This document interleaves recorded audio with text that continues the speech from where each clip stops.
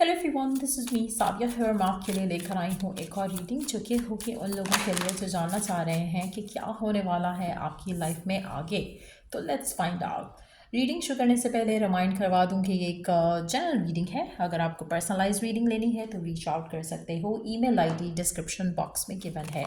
सो क्या एक्सपेक्ट कर सकते हो आप अपनी लाइफ में, क्या होने वाला है आगे आपकी लाइफ में, लेट्स फाइंड आउट। क्या एक्सपेक्ट कर सकते हो, क्या होने वाला है आपकी लाइफ में, क्या होने वाला है आपकी लाइफ में।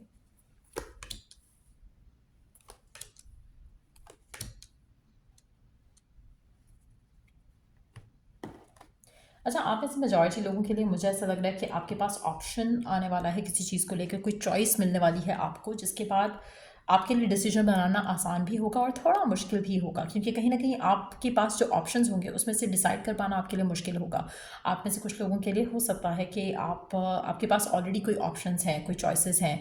जैसे अगर आप कुछ ख़रीदना चाह रहे हो उसको लेकर हो सकती हैं, अगर कुछ बेचना चाह रहे हो उसको लेकर हो सकती हैं, अगर आप एक नई जॉब ढूंढ रहे हो उसके लिए आपके पास ऑप्शंस और चॉइसेस हो सकती हैं। बट येस, मुझे लगता है कि जितनी ज़्यादा ऑप्शंस हैं, जितनी ज़्यादा चॉइसेस हैं, उतना ज़्यादा शायद आप अपने आप को थोड़ा एक अनसर्टेन सिचुएशन में रख रहे हो। आप कंफ्यूज हो रहे हो, ख़ुद को एक डिसीजन ना लेकर एक सिचुएशन में स्टक रख रहे हो। आप में से काफ़ी सारे लोगों के लिए मुझे ऐसा लग रहा है कि जैसे इट्स हाई टाइम कि आप कुछ डिसीजंस लो। अगर आपके पास चॉइस है किसी भी मामले में, किसी भी एंगल से, चाहे वो लव लाइफ के मामले में है, चाहे वो कैरियर के मामले में है, चाहे वो कुछ ख़रीदना बेचना है उसके मामले में है, तो कोशिश करो कि वो जो चॉइस आपके पास है उसको कंसिडर करके for once and for all चीज़ों को ख़त्म करो। चीज़ों को इनडिसाइसिव नहीं रहने दो, अनसर्टन नहीं रहने दो, बल्कि रादर एक सर्टेनिटी के साथ चीज़ों को आगे लेकर चलो। सो बहुत ज़रूरी है कि अगर आपके मन में कोई चीज़ है ऐसी जिसके बारे में आपको डिसीजन लेना है, तो it's time for you to take action. आपको स्ट्रैटेजिकली चीज़ों को देखना है और सोच कर समझ कर डिसाइड करना है और आगे बढ़ना है। आप में से कुछ लोगों के लिए मुझे ऐसा लग रहा है कि जैसे जो भी आपके पास ऑप्शंस हैं, जो भी आपके पास चॉइसेस हैं, इनमें से एक चॉइस, एक अपॉर्चुनिटी ऐसी भी है जहाँ पर आपके लिए सक्सेस लिखा हुआ है। तो कोशिश करो कि think through things and then decide, क्योंकि मुझे ऐसा लग रहा है कि जो ऑप्शंस आपके पास हैं उसमें से एक ऑप्शन जो है वो काफ़ी बेहतर है आपके लिए चूज़ करना। मेजॉरिटी ऑप्शन जो आपके पास हैं वो इतने ख़ास नहीं हैं, उसमें कहीं ना कहीं इश्यूज़ हैं या नेगेटिविटी अटैच्ड है कहीं ना कहीं। तो कोशिश करो कि अगर कुछ ऐसी सिचुएशन में हो जहाँ पर आपके पास ऑप्शंस हैं to choose from, make sure कि थॉटफुली चूज़ करो। लेकिन हाँ, जितना ज़्यादा इसमें डिले करोगे उतना ज़्यादा आपके लिए चीज़ें मुश्किल होंगी, ख़राब होंगी। सो लेट्स सी कि और क्या होने वाला है आपकी लाइफ में, क्या होने वाला है आपकी लाइफ में। आप में से कुछ लोग अगर एक टॉक्सिक कनेक्शन में है, एक टॉक्सिक एनर्जी में है, तो मुझे लगता है कि इट्स हाई टाइम कि आप अपने आप को उस चीज़ से निकाल दो, स्पेशली अगर थर्ड पार्टी सिनेरियो है किसी भी तरह की। और आप उसमें से अपने आप को जितना टाइम उस सिचुएशन में रखोगे उतना ज़्यादा टाइम आप अपने आप को इमोशनली स्कार कर रहे हो। सो अगर ऐसी कोई सिचुएशन है जहाँ पर आप किसी टॉक्सिक रिलेशनशिप में हो, टॉक्सिक शादी में हो, तो उसके बारे में डिसीजन ले लो। कहीं ना कहीं जो भी होगा वो इससे बेहतर होगा। जो आपकी अनसर्टेनिटी चल रही है लाइफ में उससे बेहतर होगा जो भी होगा। सो लेट्स सी के और क्या होने वाला है आपकी ज़िंदगी में आगे।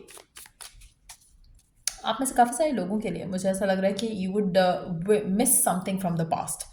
आने वाले दिनों में ऐसा लग रहा है कि जैसे कुछ ऐसा है जिसको आप मिस करने वाले हो, जिसके बारे में आप सोचने वाले हो। हो सकता है कि आप अपने पास्ट वर्जन को मिस करो, आपको आपको लगे कि मैं कितने अच्छे तरीके से ये सब कर रहा था या वो सब कर रहा था।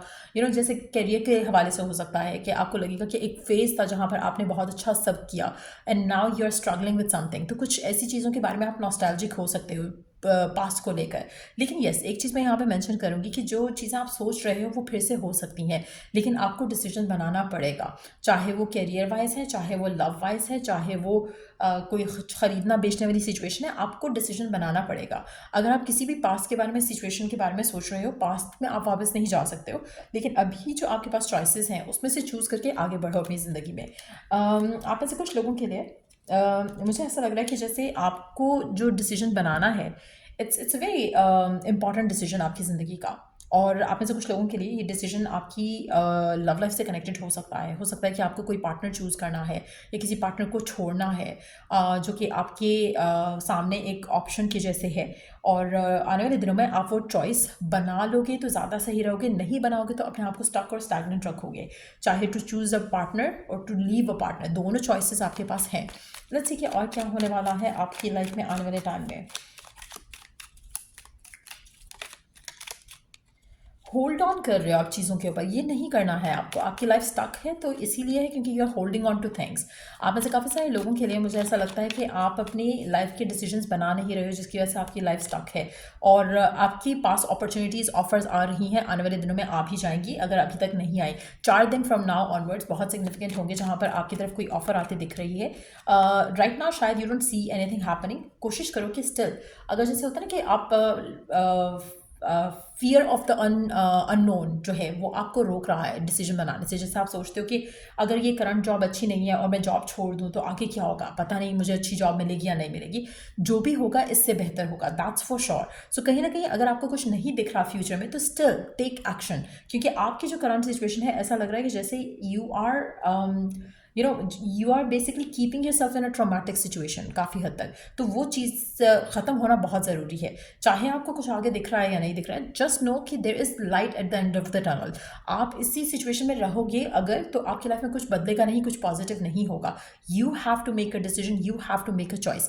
अगर आप आने वाले दिनों में चॉइस और डिसीजन नहीं बनाते हो तो आपकी लाइफ में कुछ बदलेगा नहीं, कुछ पॉजिटिव नहीं होगा।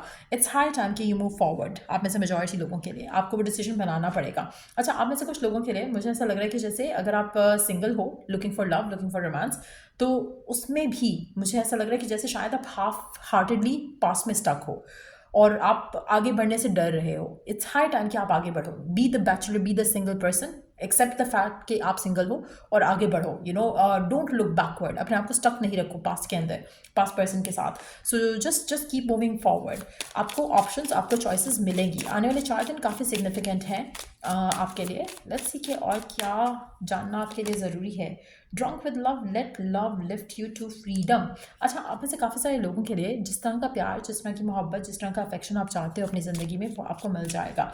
आप में से वो लोग जो ऑलरेडी एक रिलेशनशिप में हैं और कनेक्शन को आगे लेके जाना चाहते हो, लेकिन उसमें आपको मुश्किलों का सामना करना पड़ रहा है, परेशानियों का सामना करना पड़ रहा है, तो मुझे ऐसा लग रहा है कि आप पास्ट, जो आपने रिसेंट पास्ट गुजारा है पर्सन के साथ, आप उसको मिस करोगे कि काश चीज़ें वैसे हो जाती जैसा पहले थी।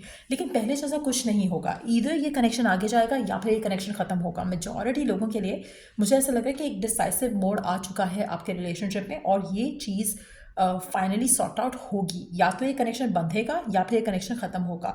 सो मेजॉरिटी लोगों के लिए, टू बी ऑनेस्ट, मुझे कनेक्शन ख़त्म होते दिख रहा है। अगर इश्यूज़ आ रहे हैं रिलेशनशिप में तो ये कनेक्शन ख़त्म होगा। अगर इश्यूज़ नहीं आ रहे हैं तो कनेक्शन आगे बढ़ेगा, लेकिन यस, एक्शन लिया जाएगा, स्टेप लिया जाएगा।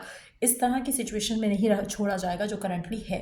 सो ये थी रीडिंग आप लोगों की। अगर आपको इस रीडिंग से हेल्प मिला है, गाइडेंस मिली है, तो लाइक, शेयर और सब्सक्राइब जरूर करो। Till I do the next reading आप लोगों के लिए, टेक केयर, बाय।